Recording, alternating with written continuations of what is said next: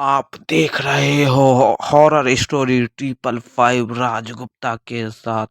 तो चलो आज एक और डरावनी कहानी की ओर आगे बढ़ते हैं।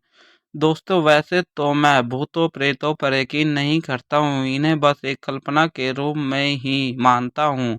पर मेरे साथ जो हुआ उससे जानकर आप भी हैरान हो जाओगे। यह कहानी उस समय की है जब मेरी नई नई नौकरी रेलवे में लगी थी और मैं बहुत ज़्यादा ही खुश था, क्योंकि इस नौकरी को पाने के लिए मैंने बहुत ही मेहनत की थी। और अगले दिन ही मैंने ऑफिस में जाके इस जॉब को ज्वाइन किया। और मुझे जब जाके पता चला कि मेरी शिफ्ट 8 बजे से रात के 12 बजे तक है और मुझे ट्रेन को चलाना है, यानी ट्रेन चालक हूँ मैं। यह सुनकर मैं अंदर ही अंदर बहुत ही खुश था, मानो मेरी पूरी जिंदगी ही बदल गई, क्योंकि यह काम मेरा मन पसंदीदा काम था। और अगले दिन ही समय अनुसार 8 बजे मैं अपने काम पे पहुंच गया और सिग्नल मिलते ही मैं अपनी ट्रेन को लेके रवाना हो गया। पहले स्टेशन से दूसरे, दूसरे से तीसरे, तीसरे से चौथे, ऐसे ही करके मुझे अपने रूट पे जाना पड़ा। और रूट पे ख़त्म करते ही वहाँ के हेड ऑफिस में जाके साइन करना पड़ता था और अपने जॉब को ख़त्म करना पड़ता था। इन्हीं बीच मैंने बहुत सारे रेल चालकों से अपनी दोस्ती भी कायम कर ली थी। तब ही मुझे कुछ ऐसा पता चला कि अब मानो पूरी ज़िंदगी ही बदल जाएगी। मुझे मेरा रूट चेंज करना पड़ा और इसी रूट पे मुझे अपनी ट्रेन को चलाना था। अब मुझे नहीं पता था कि यह रूट कैसा है, कैसा नहीं, क्योंकि वह जगह ही मेरे लिए अनजान थी, वह स्टेशन ही मेरे लिए अनजान थी। ना मैं उनके बारे में कुछ जानता था, ना ही उनका रूट पता था। फिर भी यह सब मेरे लिए तो नया था, कई काम करने थे, इसीलिए मैंने हामी भर दी और उस रूट पे ही अपनी ट्रेन को चलाना स्टार्ट कर दिया। बात जब जाके हैरत करने वाली थी, जब 2 महीने बीत चुके थे और अगले ही दिन मुझे यह सब होने वाला था। जैसे ही मैंने सिग्नल मिलने के बाद अपने ट्रेन को स्टार्ट किया, पता नहीं अंदर घुसते ही मुझे उमस लगी। हैरत की बात तो ये थी कि मौसम ठंड का था और अंदर गर्मी क्यों लग रही थी। जब ही मैंने अपनी जैसे ही ट्रेन को स्टार्ट की, रफ्तार दिया, आगे ही एक आदमी मेरी ट्रेन के सामने आ गया। यह सब देखने में इतना भयानक था कि मानो मेरी रूह तक कांप जाए। मैं यही सोच रहा था कि वह आदमी कौन था और क्यों मेरे ट्रेन के सामने आया इतनी रात को। यही सब सोचते हुए मैं अपनी ट्रेन को चलाने लगा और ना ही मैंने ट्रेन को रोका। अगर मैं ट्रेन को रोकता तो एक्सीडेंट हो सकता था, क्योंकि ट्रेन अपने रफ्तार पर थी। यही सब चीज़ें मेरे दिमाग में चल रही थी। पर मैं यह सोच लिया कि अगर मैं अपने ट्रेन चलाने पे ध्यान ना दूँ तो एक्सीडेंट हो जाएगा और कई लोगों की मौत हो जाएगी। अब बात उस समय की आने वाली थी जब एक स्टेशन पे मुझे अपनी गाड़ी रोकनी थी और अपने उस समय के शिफ्ट को ख़त्म करना था।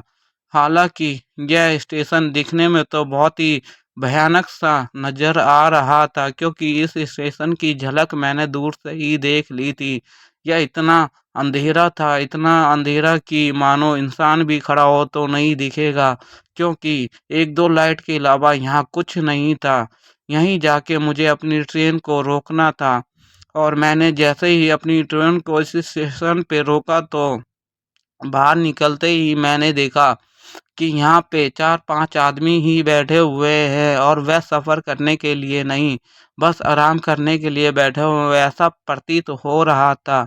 मैंने इन सब चीज़ों को इग्नोर करते हुए जल्दी से अपने हेड ऑफ़िस जाने की सोची और दरवाज़ा खोल के बाहर ट्रेन से निकला और हेड ऑफ़िस की तरफ भागा और वहाँ जाके साइन किया। मुझे इतना डर भी लग रहा था कि मानो यहाँ कुछ अजीब-सा हो। फिर भी मैं इन सब चीज़ों को इग्नोर करते हुए अपने ट्रेन की ओर भागना स्टार्ट किया। जब ही मेरा अचानक से किसी ने पैर खींचा और मैं प्लेटफ़ॉर्म पे आके धड़ाम से गिरा। यह सब इतना अजीब था कि मैं कुछ समझ में ही नहीं आ रहा था मैं क्या करूँ? मैं जैसे ही उठा और अपनी आए-बाएँ, दाएँ सब तरफ देखा तो कोई आदमी ना औरत कुछ नहीं दिखा मुझे। फिर मैं यही सोच रहा था अगर यहाँ कोई है ही नहीं तो मैं गिरा कैसे? जब भी मेरे को दूर अपने रेल के पटरी पर वहीं पे आस-पास में मुझे एक आदमी दिखाई दिया जो कि मेरे रेल के दरवाजे पर ही खड़ा था और मैं सोच रहा था कौन है? जब ही मैंने दूर से ये आवाज़ दी, "ओ भाई साहब कौन हो आप?" वह आदमी खामोशी से इतना भयानक सा आवाज़ में कुछ नहीं बोल रहा था कि वो कहीं मैं उसे पहचान ना लूँ और अंधेरे की वजह से उसका चेहरा भी साफ-साफ नहीं दिख रहा था। फिर मैं सोचा चलो कोई नहीं मैं अपने ट्रेन को यहाँ से लेके जाता हूँ और मैं ट्रेन की तरफ आगे बढ़ा। जब ही जाके उस आदमी ने मेरा हाथ इतनी कस के पकड़ा हो जैसे कि किसी ने जंजीर से बांध दिया हो मुझे और वह इतना तेज मुझे खींच रहा था कि मानो कि मेरे शरीर से मेरे हाथ को ही उखाड़ देगा। जब ही अचानक से एक आदमी के चिल्लाने की आवाज़ आई। उस आदमी के चिल्लाने की वजह से जो आदमी मेरे हाथ को खींच रहा था वह एकदम से गायब हो गया। मैं यही सोच रहा था कि वह आदमी आखिर गया तो गया कहाँ? जब ही जाके जो आदमी चिल्ला रहा था वह मेरे पास भागता हुआ आया और उन्होंने कहा आप इतनी रात को यहाँ क्या कर रहे हो?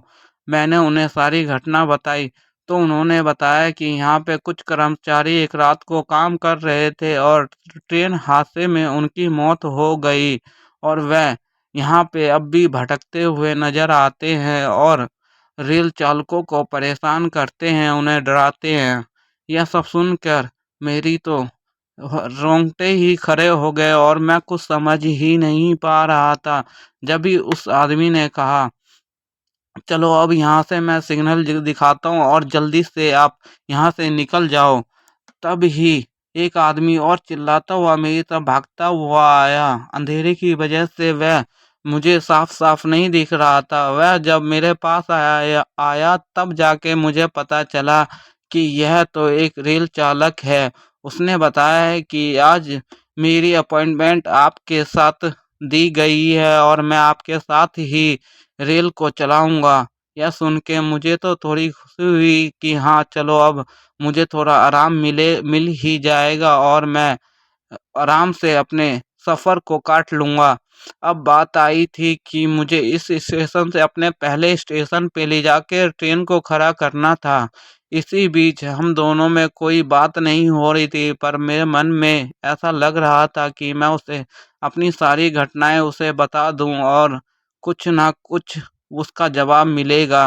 मैंने जब उसे अपनी सारी घटनाएँ बीती हुई बतानी स्टार्ट की तो मानो ऐसा लग रहा था कि उसे पहले से ही ये सारी चीज़ें पता हो और वह मेरी बातों को इग्नोर करे जा रहा था जैसे कि उसके साथ भी ये हुआ हो। फिर ये अकेले ही इतनी रात को कैसे इस ट्रेन पे घूम रहा था, यही सब चीज़ें मेरे मन में चल रही थी।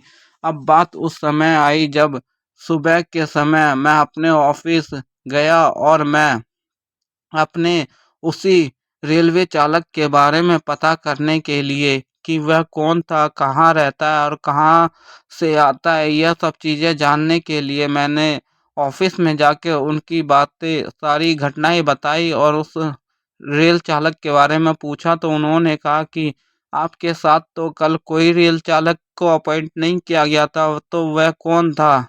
यही सब चीज़ें मेरे दिमाग में चल रही थी कि हाँ, वह रेल चालक कौन था जो इतनी रात को मेरे साथ सफ़र कर रहा था और अचानक से ही गायब हो गया। यह सब चीज़ें मैं सोच ही रहा था कहीं वह भूत तो नहीं या छलावा तो नहीं था जो मेरी जान लेने आया था। यह सब चीज़ें मैं सोचता ही रहा। अब वह समय भी आ गया था जब मुझे उस ट्रेन उस रूट से अलग होना था और मैं उसके बाद कभी उस भूतिया रेलवे स्टेशन पे नहीं गया और यही सब चीज़ें मुझे आज भी याद आती है तो मेरे रोंगटे तक खड़े हो जाते हैं और ना ही आज के बाद उस स्टेशन पे मैं कभी जाऊंगा, ना जाने की सोचूंगा। तो दोस्तों आज के लिए बस इतना ही। अगर आपको यह कहानी अच्छी लगी हो तो लाइक, शेयर एंड सब्सक्राइब कर देना और कमेंट में बताना कि आपको कैसी लगी। फिर आगे